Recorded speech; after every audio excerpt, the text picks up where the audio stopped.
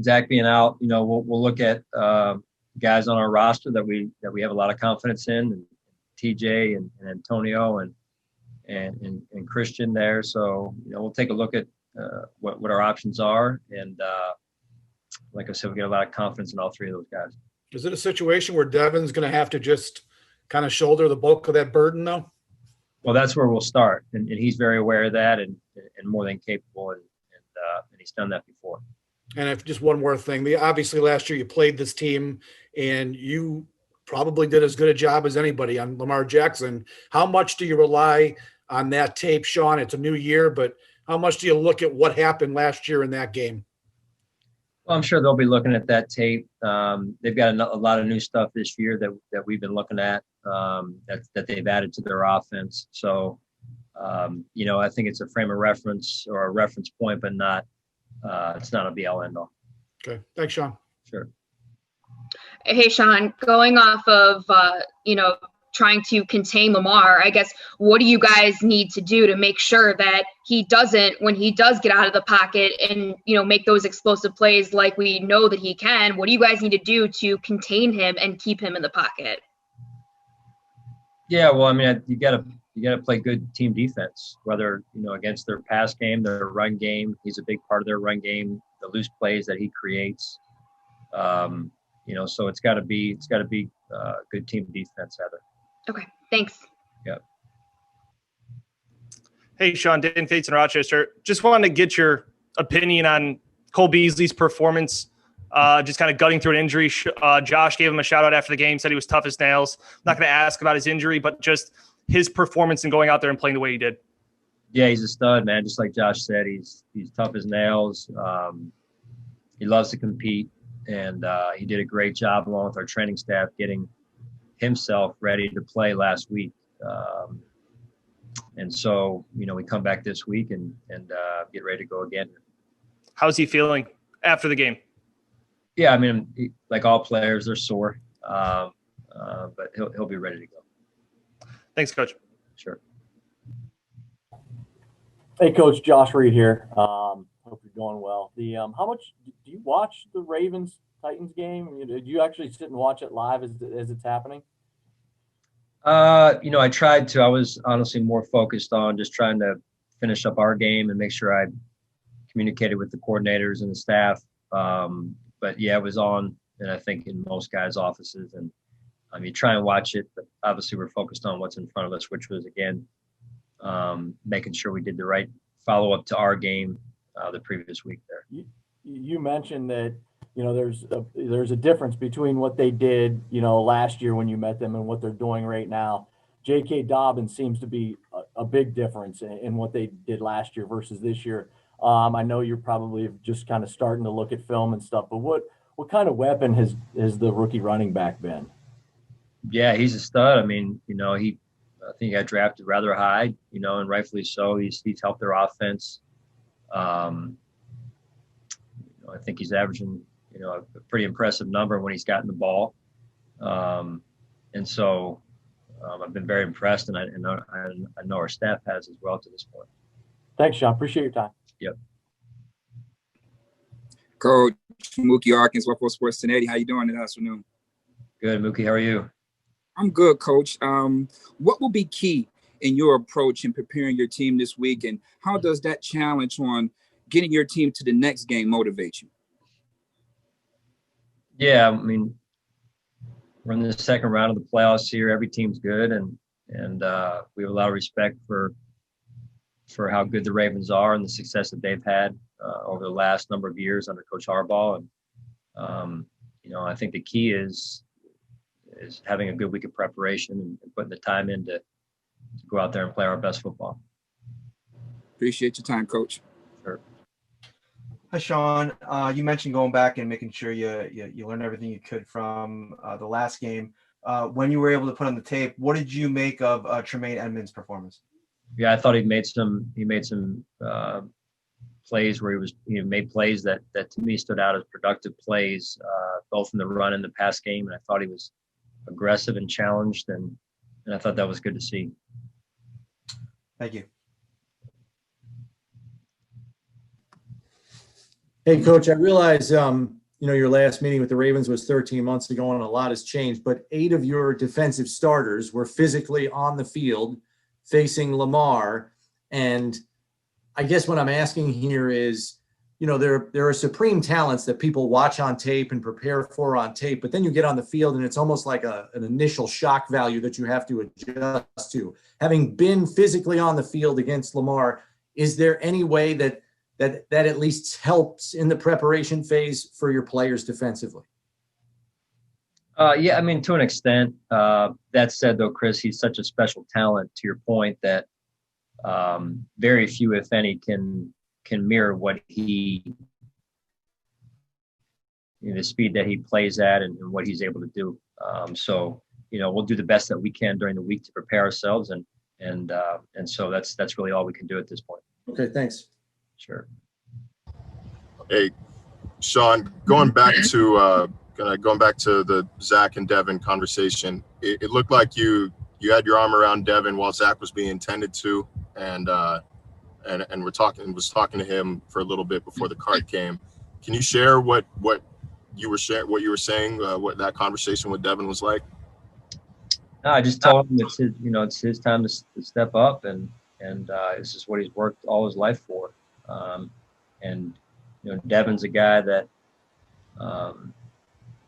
has worked extremely hard over the course of his career, even before he got to the NFL.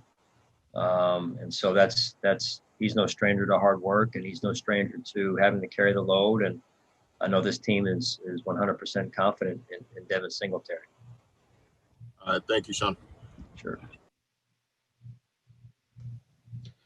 Hey, Sean, Adam Benini. The two of you are really two of the hottest teams in the National Football League. What's your take on the Ravens in terms of what allowed them to kind of flip the switch after they went through the whole COVID-related scenario there and win 6 consecutive games here? Yeah, I mean, I just think they're a good football team. They're big, they're strong, they're tough, they're well coached. They've got playmakers on all sides of the ball, including special teams. Probably the best kicker in the game, so they don't beat themselves. I mean, where do you want to? It comes down to how well you play, and they're playing really good, and they've got a loaded roster of good players that are game changers. How would you describe, kind of the mindset of your team now, as deep into the postseason as they've been on your watch here? In terms of our mindset? Yeah, as they, coming off a win like they had, in the divisional round with really so much at stake here. Well, I think we move on to the next game. The guys were in getting treatment that they need to get, and I think they're focused on transitioning to the next opponent. That's a very good opponent, and we have a lot of respect for them. Thanks, Sean. Sure. Hey, Sean, it's Kim Jones. I'm not sure I've ever covered an offensive lineman who was looking for attention or praise, but it seems Darrell Williams has given you a nice season so far. And I'm just wondering about his awareness and ability to cover that fumble the other day and how big a play you look back at that as being. Yeah, I thought that was a huge play, Kim.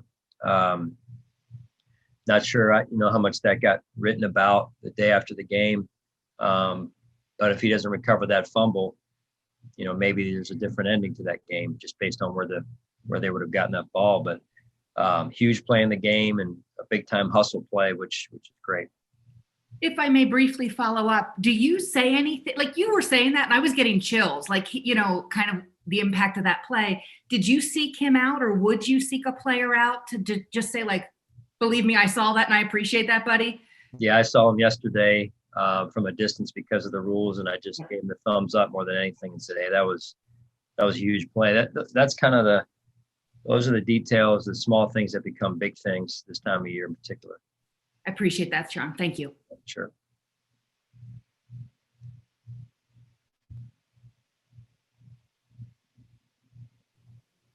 Is that it? Sorry about that, Sean. No, I had a little trouble with my microphone there. I wanted to ask you, Sean, regarding that month heading into the playoffs of really fat margins in which you won by a lot of points, what the value is to having won a game like you did on Saturday in terms of, this is playoffs, and I guess I don't want to overload the question. I'll just leave it at that. What's the value of winning a game like you did on Saturday after having it pretty easy for December? Well, yeah, Tim, respectfully, it's never easy. That's the way the NFL is, and that's what you have to expect every week, whether it's playoffs or the regular season. You've got to expect games to be close and respect your opponent in a healthy way. And I think our team does that, and then go to work to earn the right to win. And I think that process, that progression is the right one. And we were fortunate to come out with a win, and now we go back to work this week to start it all over again. Yeah, I think when I said easy, that was a poor choice of words on my part. I guess what I was referring to is that it kind of helps you recalibrate a little bit, certain mindset of, and that's not to say you weren't, I guess if you can elaborate on how it is to adjust to get into that playoff mindset. Is it any different? No, it shouldn't be. It honestly shouldn't be. If you're wired the right way and you've been through this before, which some guys have, some guys haven't, but and I can see what you're saying. I think from a performer or competitor standpoint, you expect that. You expect those close games every week, like I said, and I think that's what you expect to see. Those are the games you expect to be in the fourth quarter, and you got to make the necessary plays to win the game in the fourth quarter, expecting it to be tight. That's the margins in the NFL in particular every year, let alone this year. And then my last question is matchup related regarding Saturday's game. Colts tight ends had a pretty productive day going up against a team that also gets good production out of their tight ends. Are there parallels that you can make in terms of matchups from the Colts to the Ravens and how they're defended and what you need to do? Well, I think there's always some carryover week to week that, things you can look at. That said, these are two different offenses, respectfully, both very good, and both use the tight end to your point. So we'll have our work cut out for us, Tim. All right. Thank you, Sean. Sure. Hi, Sean. In regards to Zach Moss and the timetable, do you expect that to impact his off season at all? I honestly don't have a lot of the detail on that, Matt, to give you to fill the gaps. Maybe as we go forward the next week or two, I'll be able to get more detail so that I don't want to give you the wrong answer. I do have some general ideas and some general detail, but I think overall we're going to be fine. It's just a matter of seeing what the next couple of days look like as more information comes in. And in regards to the game this week, what have you observed about the Ravens' ability to force fumbles? And, not that you need any added emphasis on ball security. I know that's important, but what have you observed about that aspect of their game? Yeah, they're, I think, tops in the league at forcing fumbles, and they do a great job of it. I'm sure they coach it, do a phenomenal job of it. So we've got to continue to be disciplined and very aware of it, and work on it. Thanks, Sean. Yeah. Hey, Sean, when you call up guys, like week 17, for example, Antonio Williams, you could bring up several guys, and I know you were backing off on a few players, but when you do that, obviously you're not expecting or anticipating someone like Zach getting hurt. So in that decision, is it to reward the guy who's been working so hard in practice all year? Is it let's see what he can do in a game situation just in case something like that does happen down the road? What goes into the thought process? Because here we are, and now at least you did have a look at him in week 17 in game action. Yeah, and it doesn't always work out like that, but we're fortunate that it did, so we could take a look at Antonio, and he certainly popped, in terms of when you looked at the film and when you felt him down there on game day. So great experience for a young man that has worked. He really worked hard, and I thought that was one of the cool pieces about that week was we were able to give some guys that have busted their tails all season long a chance to go out there and show us what they got. And obviously, we don't know how you're going to treat the roster the rest of the week, but having a guy like TJ who's been in the league for a while and practicing with you and understands all your concepts and things like that. He's been on the team for a couple of years, obviously. How much more, comfort does that give you having a guy you saw as a rookie that you did see in game action and a veteran you can turn to if you want to do that? Yeah, that's big. We've got a lot of confidence in TJ as well, and he's played in a lot of games over the course of his career, and rightfully so. He's a good back, and we've got a lot of trust and faith in him. Thanks, Coach. Sure. Hey, Sean, Thad Brown. I was wondering your reaction to the way the Browns kind of navigated a pretty tough COVID situation, did it really successfully, and then does that at all become another lesson to your guys about being comfortable, being uncomfortable, and being ready for success, even if something does come up with your team next few weeks here?